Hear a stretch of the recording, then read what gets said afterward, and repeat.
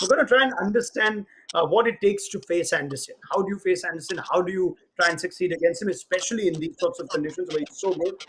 Maybe as you played him enough. Now, what's your one sort of first thing that you have to tell a young batter, or you tell even an experienced batter, you're going to England to play Jimmy Anderson? What do you keep in mind? First and foremost, always look for a full ball because very rare you see Jimmy Anderson bowling short pitch deliveries. In fact, I have never ever played a bouncer from Jimmy Anderson in the Test series in 2011. Number two, watch his wrist very very closely, because he's got great wrist, and the way he uses the crease, the way he uses the wrist to get the seam to move and allow the ball to deviate both sides of the wicket is just is been exceptional as far as the skill set is concerned. But the dismissal of Pujara and Virat Kohli last evenings is what I always thought is special about Jimmy Anderson because he got me in both test matches in 2011, first at Trent Bridge and then at Oval. Because when he's coming wide of the crease and when you closely follow his wrist position and the seam of the ball, you think that the ball is going to come in. And as a batsman, you're always looking to play for that line, and always cover that swing. But while his wrist doesn't change, but there's a lot of deviation once the ball lands, or just it holds its length and line, and that's when a batsman lands in trouble, or find himself in no man's land. So I think that is the dangerous ability of Jimmy Anderson, the ability to deceive the batsman and get those outside edges, or in my case, I was bowled on both those occasions.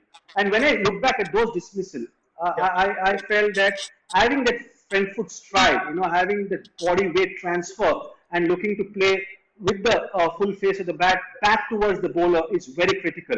Because whenever you don't know what's going to happen off the wicket, you always look to save your pads, you always look to save your wickets. And if the ball deviates, then if you offer a present a full face of the bat, you're always going to miss the outside edge. But if you're always playing for the ball which is going to go out, then you're always creating that bat and pad gap, or you'll become a big LBW candidate. Just tell me, take us through more of what you learned when you faced him, VVS. Those dismissals that you talk about. So what was the hardest part about technically adjusting to Anderson in particular? And did that also work against all the England bowlers at the time, or did you have to do something else for Broad, something else for another bowler, and again do something else for Anderson? Is that another challenge as well of just facing up only to Jimmy, and whether that works for everybody in the opposition? Yeah, well, in 2011, they had four bowlers. Jimmy was out and out swing bowler. Stuart Broad was someone who's more hit the deck bowler.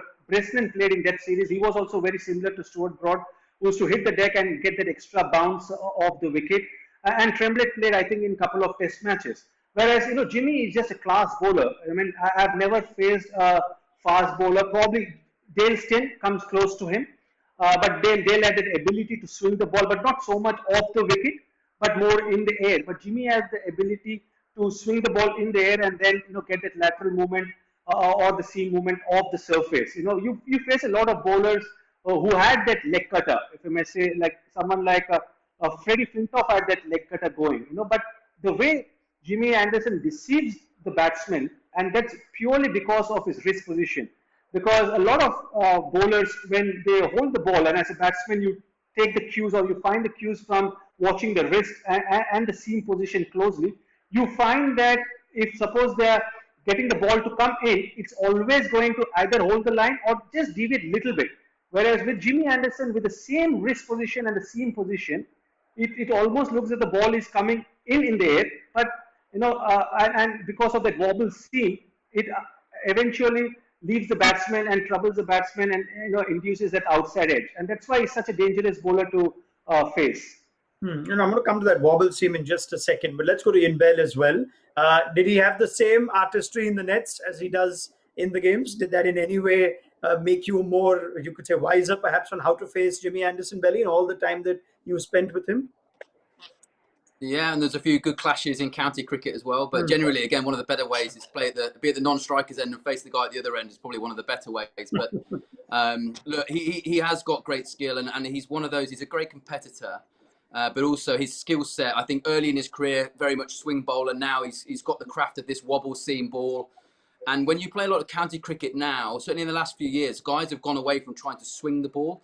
They've actually gone to, again, these wobble, scrambled seams where the ball is seaming and Yes. actually attacking the stumps, making you play that, that four stump, off stump line and not sure. And like VVS has said, I mean, if I was to play Jimmy, it would be more about hitting straight, hitting back to the stumps mid on, play for the balls coming in. And actually the outswinger, I'm not too concerned as much in the channel and the one that's going away from me, but really playing for the ball that's going to come back in. And I remember when we were under 19s and Jimmy came into the setup, he was a big in-swing bowler. He didn't really have an outswinger. So I think, as VVS has said, his wrist position is so good, and he's learned from that same position where he went in is to be able to go out now. And this is, I mean, we're seeing a guy at the top of his game with an amazing skill set of how to bowl in English conditions.